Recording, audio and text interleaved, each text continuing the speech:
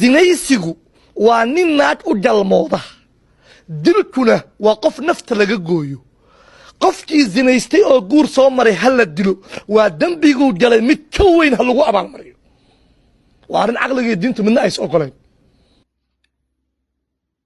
diinta islaamka qaala allahu iyo qaala rasuulullaahi waxaan u dhaafaa culummada diinta taqaano anaga jahlilaan iska nahay laakiin soomaali waxay dhahdaa cilmiga ha lagu dhigay caqliga kaasha baa layidhi oo wadaadow waxay taagan tahay qofaa maaragtaa sinaystay haddii la dilo marka dembigoogal mid ka weyn ha lagu abaalmariyo ah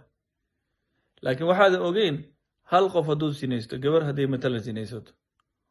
oo meeshaas waxaa ka dhalan lahaa wacal su-aashaan ku weydiinaya waxay tahay walaashaa wacal masii laheed habarirtaa wacal masii laheed eedadaa sidoo kale wacal maa ku dari laheed gabartaada wacal maa u quurtaa jawaabtan waxay naqanaya maya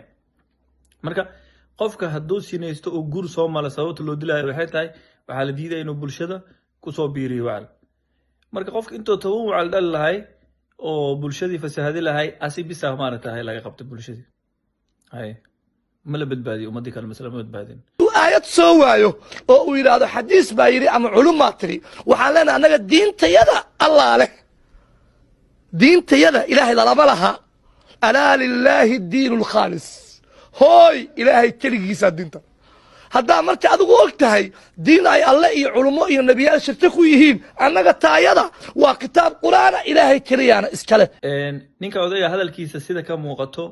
wuxuu ka tirsan yahay gruub la yiraahdo quraaniyiin quraaniyiintana waxay aaminsan yihiin qur-aanka bis xadiiska nebiga waxay taagan yihiin waa laga tagay annaga soomaali bulsho muslimiin aan nahay diinta islaamka waa ku dhalanay waa ku kornay waa nagula soo barbaariyey